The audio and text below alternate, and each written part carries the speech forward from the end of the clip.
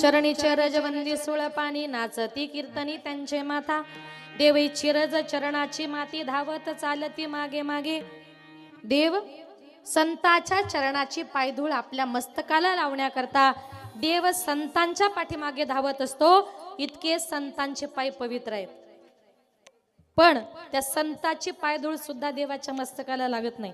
अरे ज्या नाथ बाबांनी माझ्या ज्ञानोबाऱ्यांचं वर्णन करावं ते ज्ञानोबारे म्हणजे सर्वसामान्य नव्हते. महाविष्णूचा अवतार सखा माझा ज्ञानेश्वर.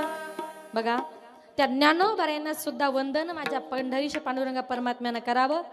ज्ञानियांचा शिरोमणी वंद्य जो का पूजस्थानी चिंतकांचा चिंतामणी ज्ञानोबा माझा चिंतकांचा चिंतामणी ज्ञानोबा माझा ज्ञानी यांचा शिरोमणी वंद्य जो का पूजस्थानी चिंतकांचा चिंतामणी ज्ञानोबा माझा. संत इतके वंदनीय आहे इतके पवित्र आहेत की संत महात्मे म्हणतात बघा एखाद्या वेळेला आपण देवपूजा करत असाल आणि देवपूजा करत असताना दारामध्ये जर संत आले तर काय करायचं माहितीये देवपूजा बाजूला सारायची आणि पहिलं संतांचं चहा पाणी करायचं. पहिलं संतांचा आदरातिथ्य सत्कार करायचा. कारण का देव सारावे परते संत पूजावे आरते संत पूजावे आरते संत पूजावे आरते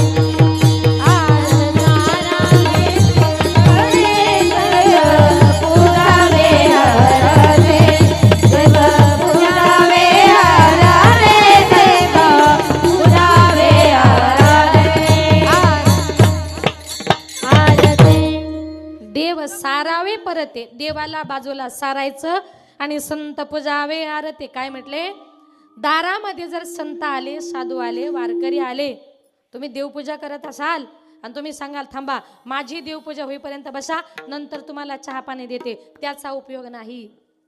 दारामध्ये वारकरी आला देवपूजा बाजूला ठेवा त्याला पहिला चहा पाणी द्या ते माझ्या भगवान परमात्म्यापर्यंत जाऊन पोहोचत असतं. आणि त्याला सांगितलं तुम्ही बसा मी जरा फुलं वाहते जरा अक्षदा वाहते तर संत महात्मे म्हणतात तुम्ही एखाद्या वारकऱ्याला एखाद्या संताला बसवून देवाच्या डोक्यावर अक्षदा फुलं जर वाहत असाल तर ते देवाला दगड मारल्यासारखं वाटतं. लक्षात आलं का? इतके संत हे पूजनीय आहेत इतके संत वंदनीय आहेत म्हणून भगवान परमात्मा सुद्धा काय करतो आपल्या भक्ताची पूजा करतो.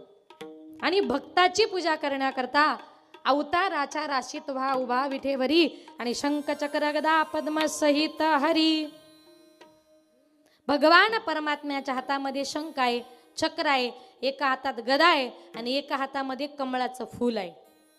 मग तुम्ही सांगाल भगवान परमात्म्यानं कमळाचं फूल हातामध्ये का घेतलं? शंका येऊ देऊ नका त्यावेळेला बीजेपी नव्हती. कमळाचं फूल हातामध्ये घेतलं याला कारण म्हणजे बाकीच्या लोकांना शंका यायची कमळच का हातात घेतलं बाकीची फुलं का नाही. देवाने फूल हातामध्ये का घेतलं माहितीये कधी कधी देवाला आपल्या भक्ताची पूजा सुद्धा करावीशी वाटते आणि ज्या दिवशी त्याला भक्ताची पूजा करावीशी वाटते त्या दिवशी त्याला ते फूल आपल्या भक्ताच्या चरणी समर्पित करायचं असतं म्हणून देवाने हातामध्ये फूल घेतलेलं आहे. शंख चक्र गदा आहे पण त्याच्याबरोबर फुलही माझ्या भगवान परमात्म्याने हातामध्ये घेतलं म्हणून संत महात्मे म्हणतात इतके संत पूजनीय आहे ज्या संतांनी आपल्या हृदयामध्ये देव ठेवला अशा संतांची पूजा मला करायची आणि केली पाहिजे. जीवनामध्ये तुम्ही जशी संगत कराल ना संगतीनेच मनुष्य घडतो आणि संगतीनेच मनुष्य बिघडतो. संगत आपण कुणाची करतो हे फार महत्वाचे म्हणून जीवनामध्ये माणसाने नेहमी चांगल्याची संगत करा तुमचं चांगलं झाल्याशिवाय राहणार नाही.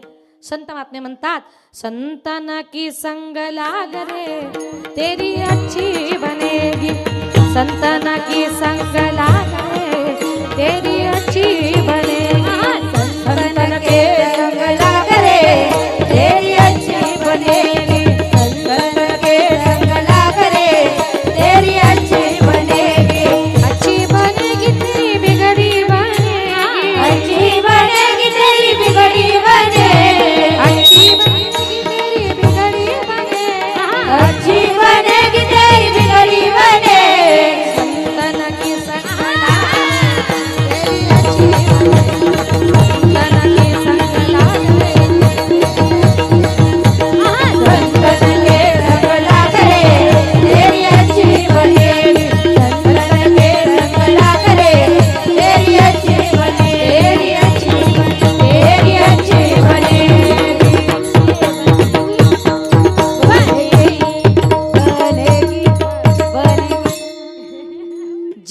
देवामध्ये संगतीला महत्व आहे.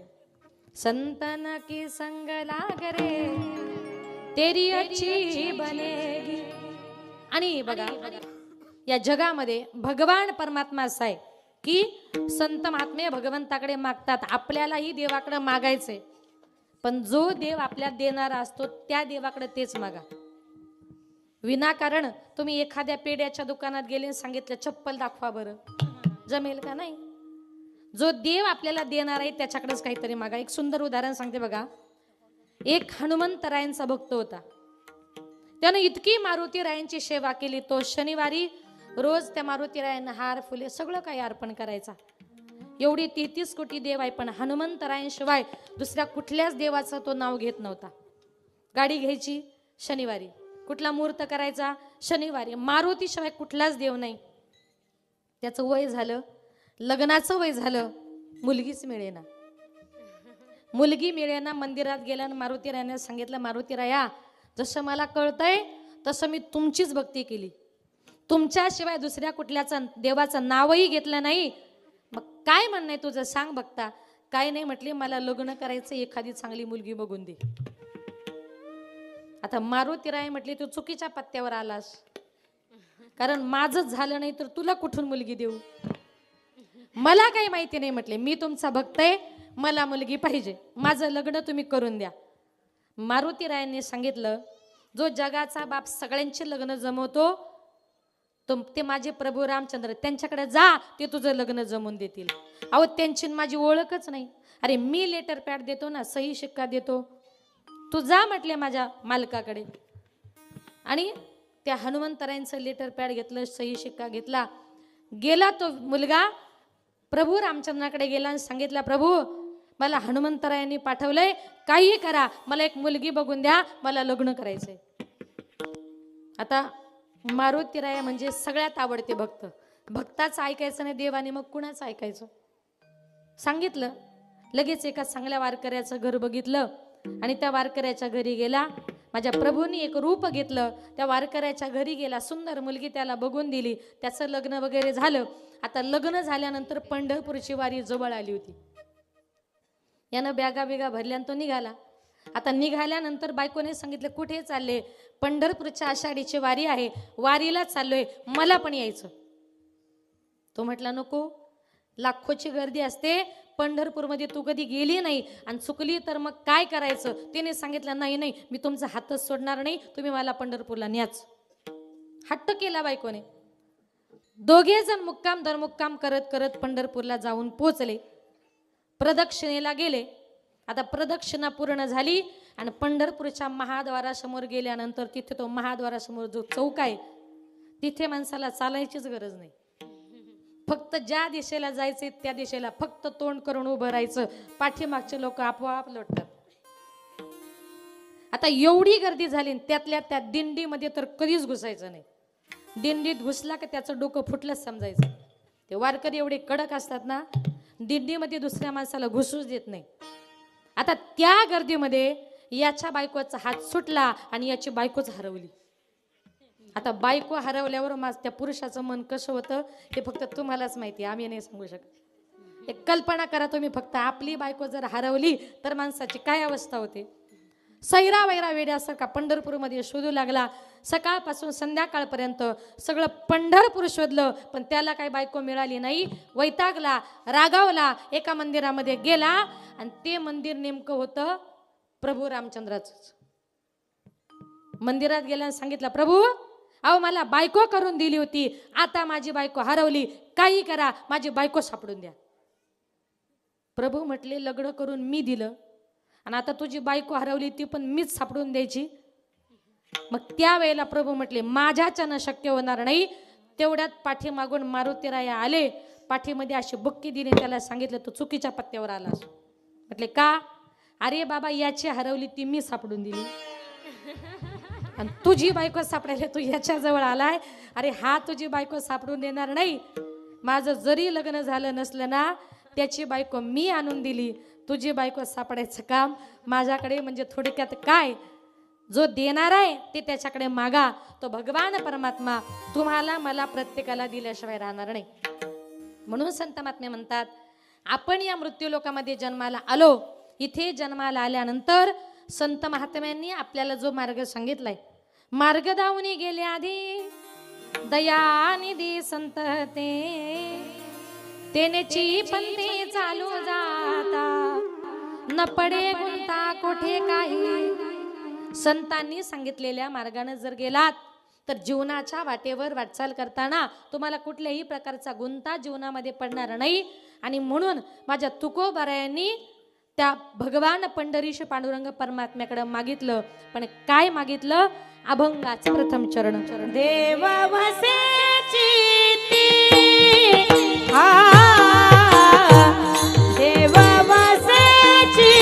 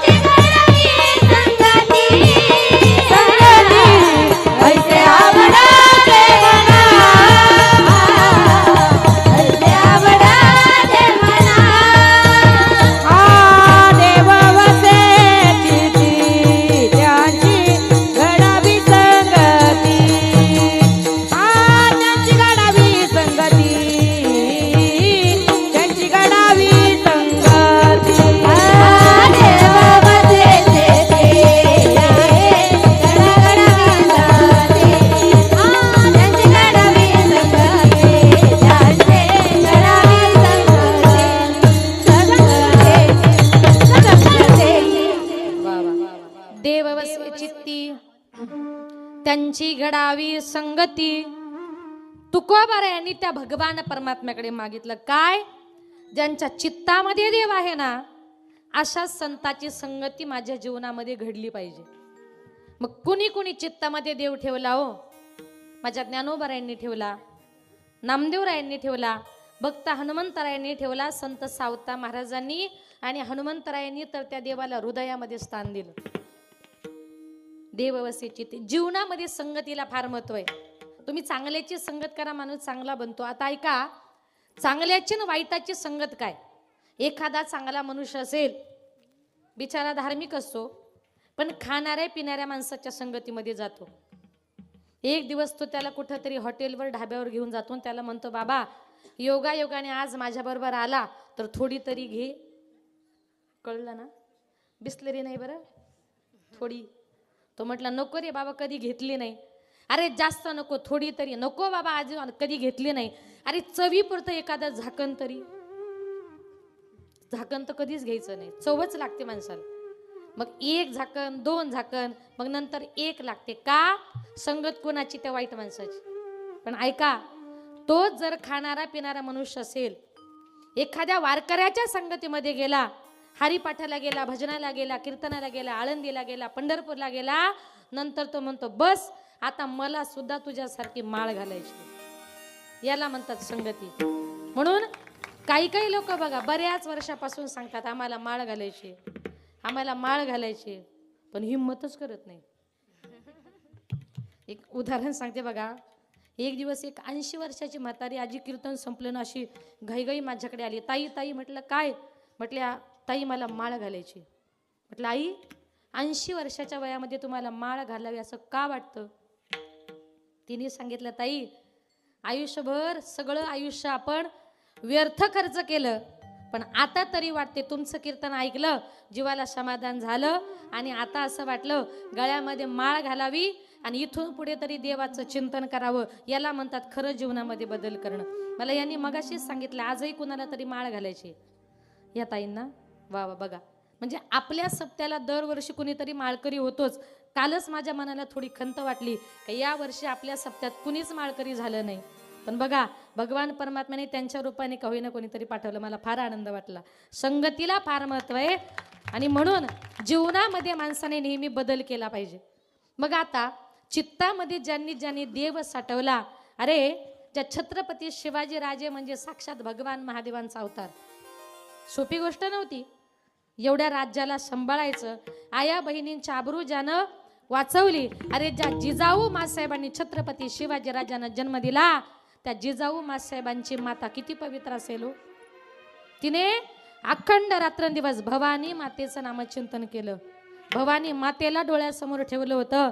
आणि ज्या वेळेला छत्रपती शिवाजी राजांचा जन्म शिवनेरी किल्ल्यावर झाला ना, सगळ्या रयतेला आनंद झाला होता.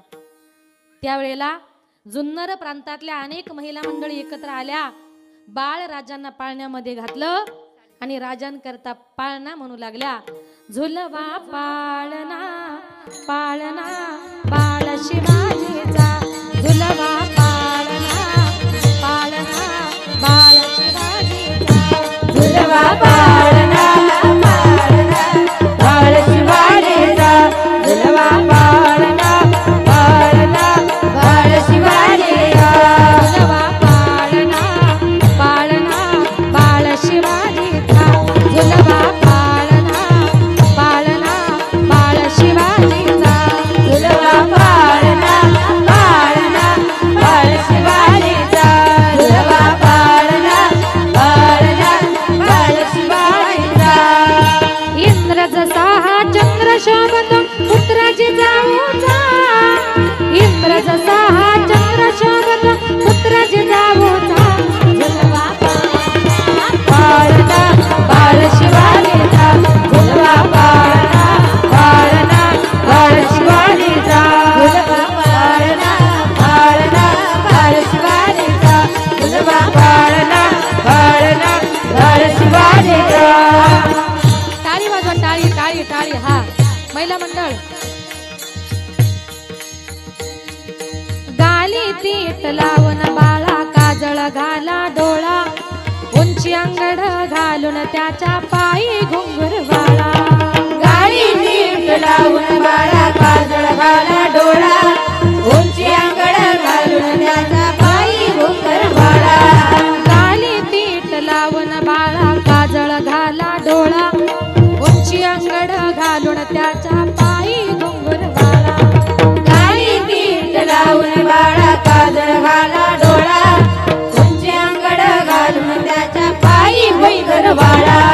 राजस्वरूपडा डोई डोपडा पाहून चुका गोपाळा, निंबोलन उतरा लवकर दुष्ट लागेल बाळा, डोई डोपडा पाहून चुका गोपाळा, निंबोलन उतरा लवकर दृष्ट लागेल बाळा. कौसल्याचा नाम जसा लाल यशोदेचा, झुलवा पाळणा पाळणा बाळ शिवाजीचा, झुलवा पाळणा पाळणा बाळ शिवाजीचा, झुलवा पाळणा पाळणा बाळ शिवाजीचा, झुलवा पाळणा पाळणा बाळ शिवाजीचा.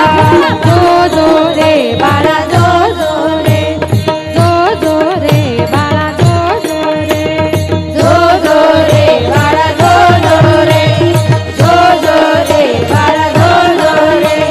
जाग रे बाळा जाग रे, जाग रे बाळा जाग रे, जो जो रे बाळा जो जो रे, जो जो रे बाळा जो जो रे, जो जो रे बाळा जो जो रे, जो जो रे बाळा जो जो रे. छत्रपती शिवाजी महाराज की मासाहेब जिजाऊ माते की.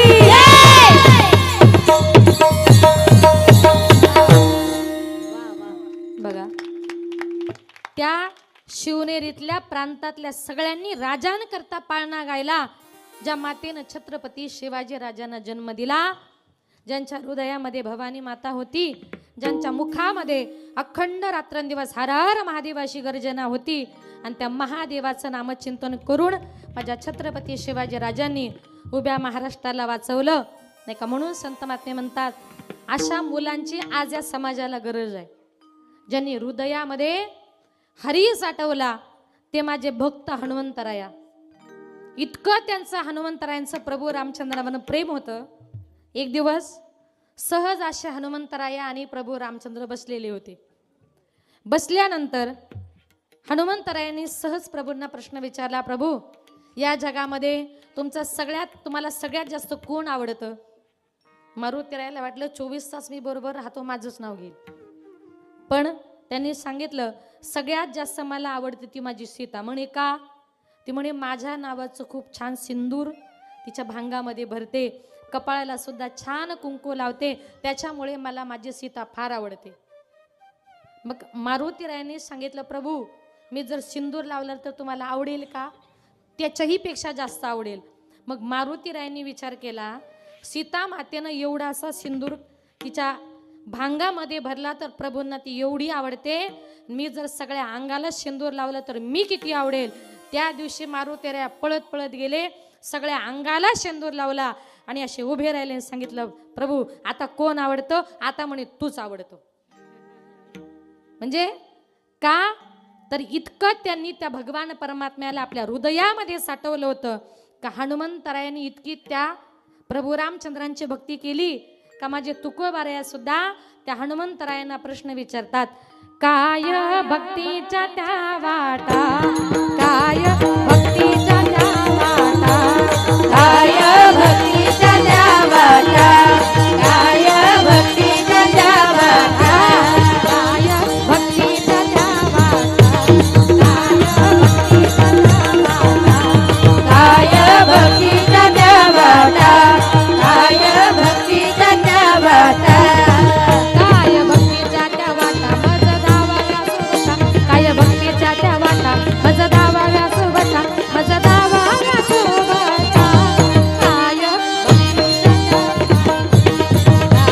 भक्तीच्या त्या वाटा, काय भक्तीच्या त्या वाटा मज दावाव्या सुवटा, काय भक्तीच्या त्या वाटा मज दावाव्या सुवटा, मज दावाव्या सुवटा, काय भक्तीच्या त्या वाटा, काय भक्तीच्या त्या वाटा, काय भक्तीच्या त्या वाटा, वाटा वाटा वाटा वाटा. काय भक्तीच्या त्या वाटा मज दावाव्या सुभटा. काय म्हटले? तुक दिव्य तेज झळकती रत्न किरण कती प्रभा,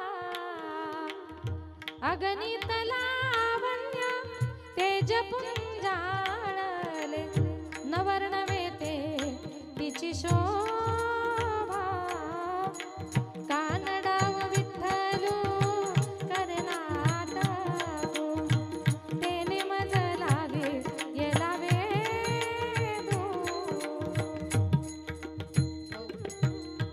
म्हणून दिसायला जरी काळा आहे, दिसायला जरी सावळा आहे, पण चंद्र सूर्याच्या तेजासमोर त्याचं तेज फिक्का आहे. इतका माझा भगवान परमात्मा दिसायला सुंदर आहे. सावळे रूपडे चोरटे चिताचे, सावळे रूपडे चोरटे चिताचे, सावळे रूपडे चोरटे चिताचे, सावळे रूपडे चोरटे चिताचे, सावळे रूपडे चोरटे चिताचे, सावळे रूपडे चोरटे चिताचे, सावळे रूपडे चोरटे चिताचे, सावळे रूपडे चोरटे चिताचे,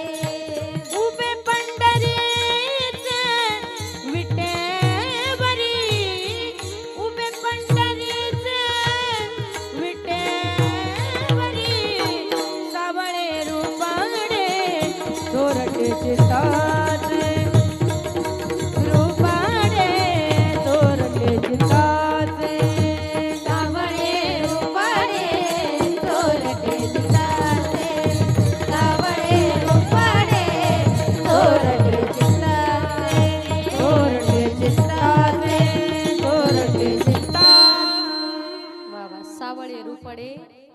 चोरटे चित्ताचे. ये ना तेजस वाचूया थोडं अर्धा ये.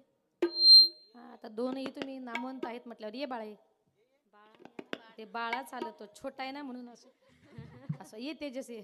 तेजस महाराज या. सावळे रूपडे चोरटे चित्ताचे असा माझा भगवान परमात्मा नाही का. सावळा आहे पण दिसायला फार सुंदर आहे. म्हणून त्या भगवान परमात्म्याचं आपल्याला काय करायचंय नामचिंतन करायचंय. जीवनामध्ये जी लोक भगवान परमात्म्याचं चिंतन करतात ते भक्त माझ्या भगवान परमात्म्याला आवडतात. तेही प्राणाहुनी परवते मज आवडती निरुते. ते भक्ती चरित्राते प्रशंसती. भगवंत म्हणतात जे भक्त माझं रात्रंदिवस नामचिंतन करतात ना ते भक्त मला माझ्या प्राणापेक्षाही प्रिय आहेत.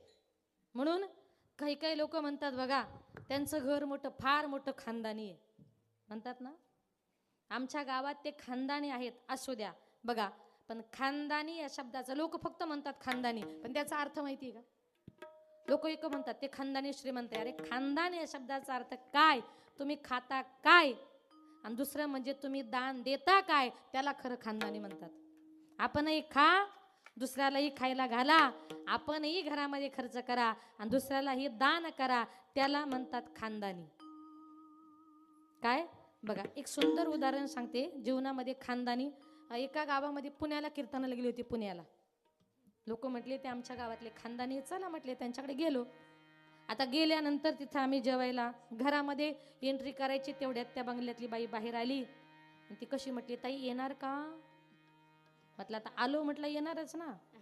बसणार का, बसा बसा. पाणी घेणार म्हटलं हो. चहा घेणार की कॉफी म्हटलं तुम्ही देणार ते. आता जेवायला बसलो तिने आमच्या करता पुरणपोळ्याचा स्वयंपाक केला. पुरणपोळ्याचा स्वयंपाक केला आणि पोळ्या वाढायला सुरुवात केली. आता 2 तास कीर्तन करायचं, माझी तब्येत अशी. आता तिच्या पोळ्या म्हणजे शहरातल्या पोळ्या कशा हाता एवढ्याच, त्याच्यापेक्षा मोठ्या नाही. जेवायला बसलो आणि ती म्हटली तुम्ही जेवायला. म्हटलं आम्ही 3 जण. किती खाणार म्हटलं 4-4 5-5 खाणार. म्हटलं एवढं. कारण शहरामध्ये लोक पोळ्या विकत आणतात, खेड्यातली लोक पुरण घरामध्ये बनवतात. जे पुरण उरतं त्याला पुरण असं म्हणतात.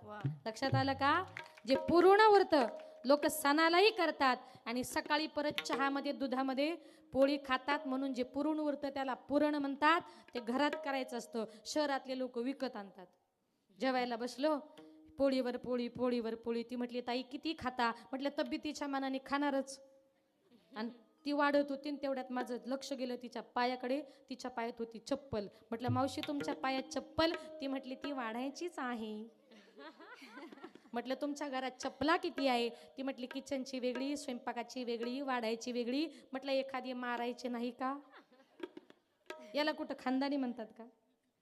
तुम्ही खाता काय आणि लोकांना दान देता काय. म्हणून संत महात्मे म्हणतात देणाऱ्याने देत जावे, घेणाऱ्याने घेत जावे. देता देता एक दिवस घेणाऱ्याचे हातच घ्यावे. हात घ्यायचे म्हणजे त्याचे हात काढून घ्यायचे नाही, त्याचा हाताचा देण्याचा गुण घ्यायचा. जीवनामध्ये काही काही लोकांना अजिबात द्यायचं कळत नाही, दुसऱ्याचं फक्त घ्यायचंच कळतं, आपलं द्यायचं कळत नाही. जीवनामध्ये आपली मुलं सुद्धा फार हुशार आहे बघा. एका वारकऱ्याचा मुलगा होता, पखवाद वगैरे तो वाजवायचा, हरिपाठाला जायचा, पण शाळेकडे तो जास्त लक्ष देत नव्हता.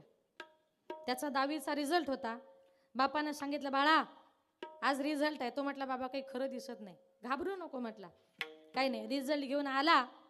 एक विषय गेला, मी समोर दिसलो की म्हणायचं श्रीराम. 2 विषय गेले तर म्हणायचं जय श्रीराम. 3 विषय गेले तर म्हणायचं जय जय श्रीराम. मी समजून घेईल म्हटला. आता तो मुलगा रिझल्ट आणायला शाळेत गेला. शाळेतून रिझल्ट घेऊन आला. बापाला समोर बघितलं, दप्तर खाली टाकलं, 2 हात वरती केले, म्हटला पुंडलिक वरदारी विठ्ठल श्री ज्ञानदेव तुकाराम. बापाला वाटलं सगळ्या विषयात पास झाला. बाप नाचायलाच लागला. तो म्हटला बाबा पास नाही झालो.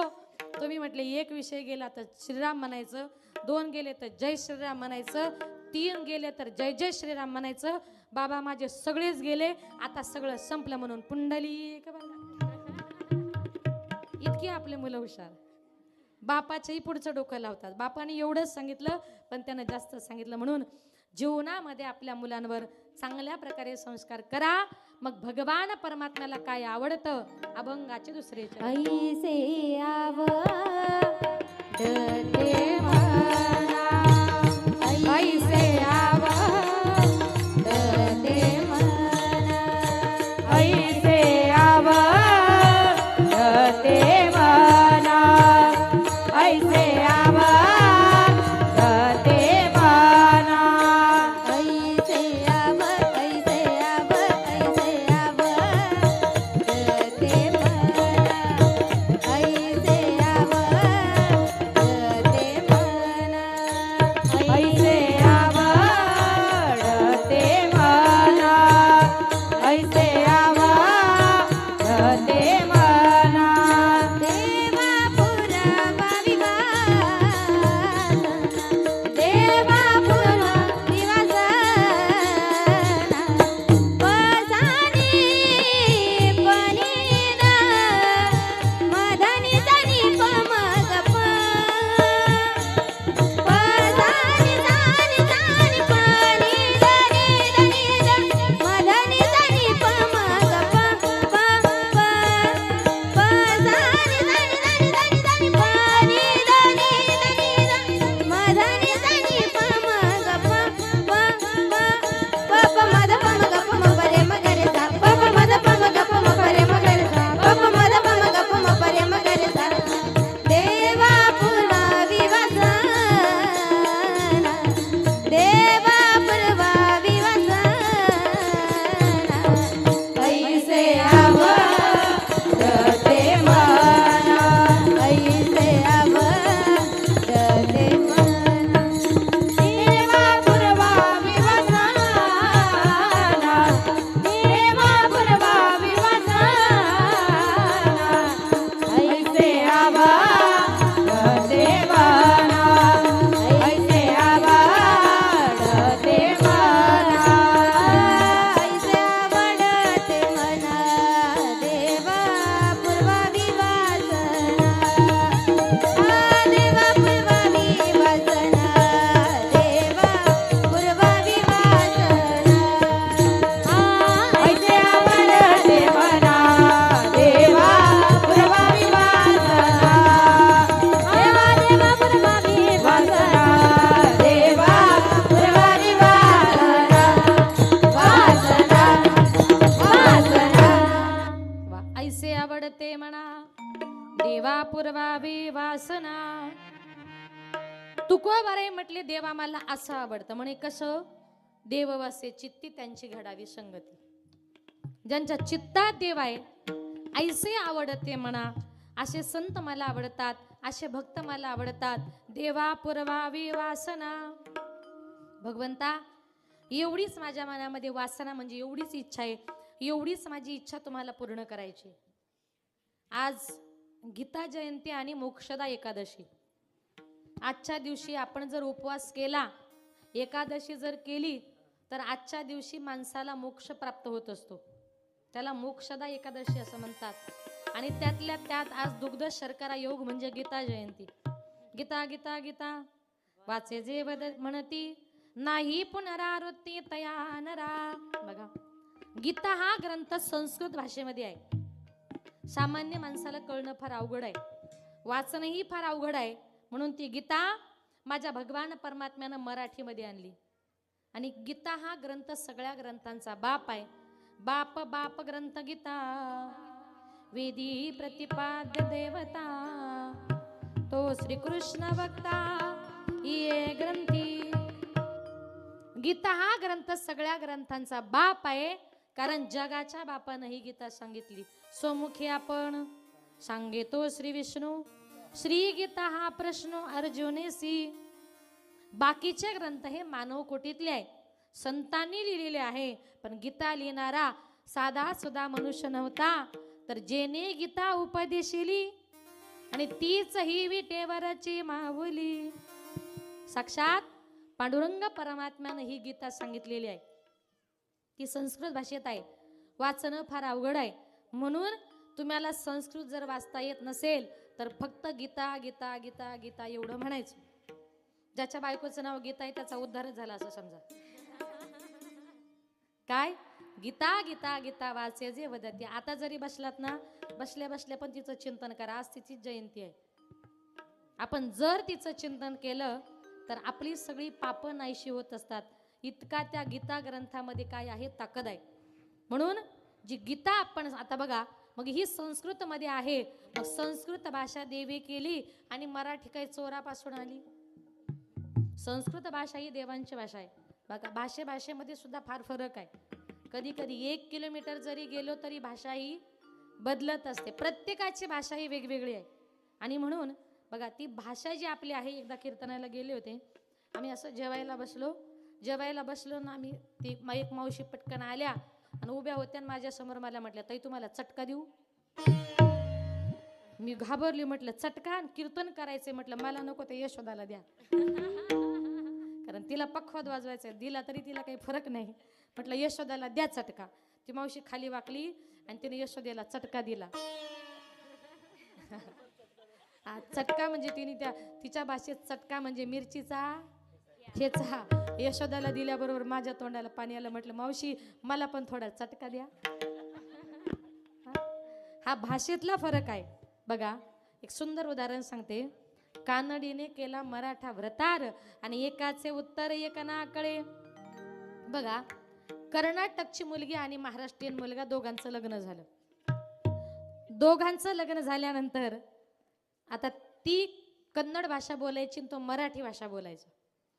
कोणाचंच कोणाला काही कळत नव्हतं. 10-12 दिवस झाले, तिला करमत नव्हतं. तिनं नवऱ्याला सांगितलं मला करमत नाही, थोडं 4-5 दिवस जरा माहेरी जाऊन येते, जरा मला सोडायला चला. दोघं जण बस स्टँडला आले, रेल्वे स्टेशनला आले, बस स्टँडला आले. आता बस स्टँडला आल्यानंतर गाडी सुरू झाली आणि त्यानं विचार केला बायकोला कर्नाटकला सोडून मला परत महाराष्ट्रात यायचंय. मग जाताना जर प्रत्येक स्टॉपची जर माहिती करून घेतली तर मला यायला सोपं पडेल. म्हणून दोघं जण नवरा बायको गाडीमध्ये बसले. ती एसटी पहिल्या स्टॉपला जाऊन थांबली आणि पहिल्या स्टॉपला जाऊन थांबल्यानंतर तो विचारतो का ग हे कुठलं गाव. ती करते येनंद्री. येनंद्री म्हणजे काय विचारतात, तिला याची मराठी कळे ना. आता त्याला वाटलं येनंद्री गावाचं नाव काय, त्यानं पहिल्या गावाचं नाव लिहिलं येनंद्री. आता परत गाडी पुढे चालत गेली, दुसऱ्या स्टॉपला गाडी जाऊन थांबली. तो म्हणतो का ग आता हे कुठलं गाव. ती करते येनंद्री. त्याला वाटलं आपल्या महाराष्ट्रामध्ये डबल गावांचे नाव असतात, आपलं कसं नवघर. मग त्याला वडू लावावं लागतं कारण तिकडे भाईंदर नवघर, तिकडे मुलुंड नवघर, असं काही डबल नाव असेल. त्यानं दुसऱ्या गावाचं नाव लिहिलं येनंद्री. गाडी परत चालत तिसऱ्या स्टॉपला गेली आणि तिसऱ्या स्टॉपला गाडी जाऊन थांबली आणि हा प्रेमाने विचारतो का ग आता या गावाचं नाव काय. ती करते येनंद्री. याला असा राग आला. म्हटलं 1 काय 2 काय 3 गावांचे नाव कुठं येनंद्री असतात का. रागाच्या भरात तिच्या एक ताडकन थोबाडीत मारली अशीच. आणि थोबाडीत मारल्याबरोबर रागाने म्हणते याक भट दे रे. म्हणजे का मारलंस. त्याला वाटलं तिसऱ्या गावाचं नाव याक भट दे रे का त्याने लिहिलं. म्हणजे थोडक्यात काय, कानडीने केला मराठा व्रतार आणि एकाचे उत्तर एकाना कळे. प्रत्येकाची भाषा जरी वेगवेगळी असली, म्हणून संस्कृत भाषा ही आपल्याला जरी कळत नाही तरी तिचं ज्ञान आमच्या संतांनी मराठीमध्ये आणलं आणि तीच गीता म्हणजे ज्ञानेश्वरी. ती ज्ञानेश्वरी आपल्यापर्यंत आणली. आणि म्हणून संत महात्मे म्हणतात ही जी काय गीता आहे त्या गीतेचं नामचिंतन आपल्याला करायचंय. गीता हा ग्रंथ सगळ्यात मोठा ग्रंथ आहे. बघा ज्या वेळेला शिकागो येथे धर्म परिषद भरली होती, प्रत्येक देशाला सांगितलं आपल्या देशातला सगळ्यात मोठा पवित्र ग्रंथ आपण घेऊन यायचा. भारताच्या वतीने स्वामी विवेकानंद गेले, गीता घेऊन गेले. आता बाकीचे देश भारताला जरा कमीच मानतात.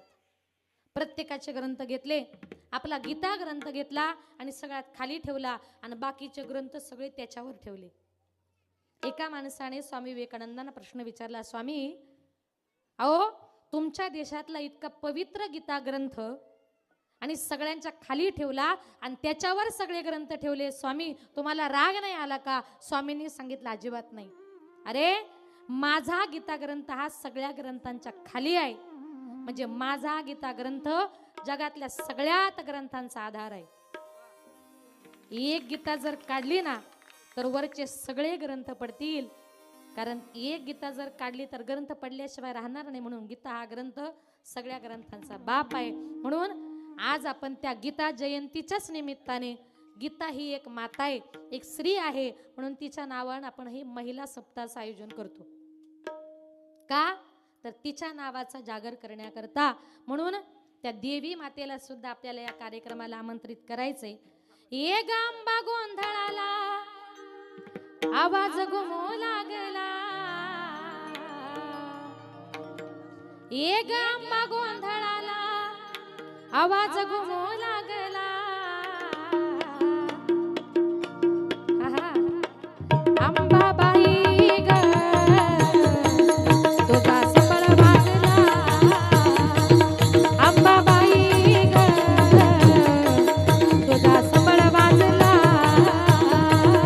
अंबाबाई ग तुझा संबळ वाजला, अंबाबाई ग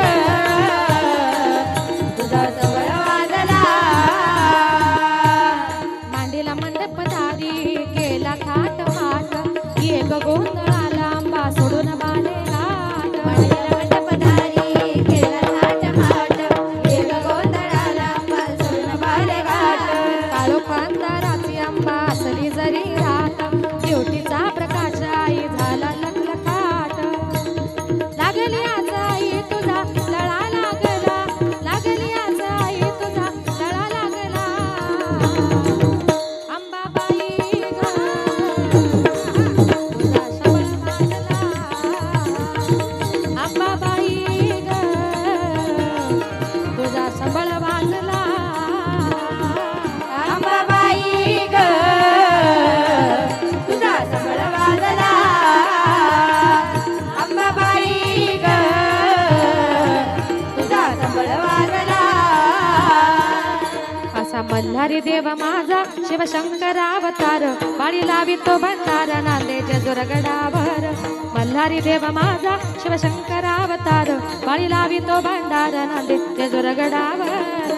हरी देव माझा शिवशंकरावतार, भाळी लावितो भंडार नांदे जेजुरगडावर.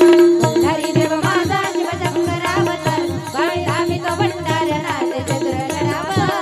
मल्हारी माझा मल्हारी, मल्हारी माझा मल्हारी, मल्हारी माझा मल्हारी, मल्हारी माझा मल्हारी.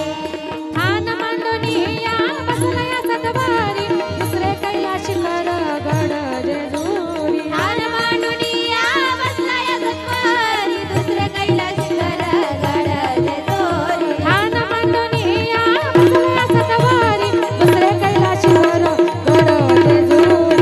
ठाण मांडूनी या बसला या सतवारी, दुसरे कैलाशी कर गड जेजुरी. असा मल्हारी देव माझा, असा मल्हारी देव माझा, नाही देत हो नकार, करतो स्वप्न ते साकार, देतो जगण्याला. मल्हारी देव माझा शिवशंकरावतार, आई लावितो भंडार नांदे जेजुरगडावर. मल्हारी देव माझा शिवशंकरावतार, भाळी लावितो भंडार नांदे जेजुरगडावर. मल्हारी देव माझा शिवशंकरावतार, भाळी लावितो भंडार नांदे जेजुरगडावर. अंबाबाई लाड लाड ये ग, अंबाबाई लाड लाड ये ग, काग धरिलाच राग, धरिलाच राग, धरिलाच राग, धरिलाच राग. अंबाबाई लाड लाड ये ग, अंबाबाई लाड लाड ये ग, राग धरिलाच राग, धरिलाच राग, धरिलाच राग, धरिलाच राग, धरिलाच राग, धरिलाच राग. सत्वाची खरी अंबाबाई, तुझ्यासाठी मी आलो पायी पायी.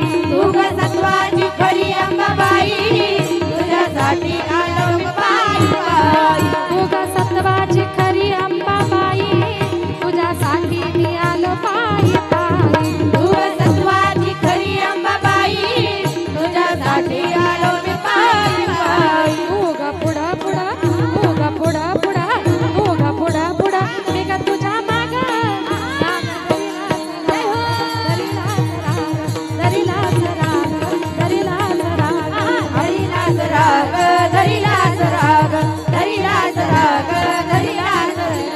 येळकोट सदा आनंदाचा आई राजा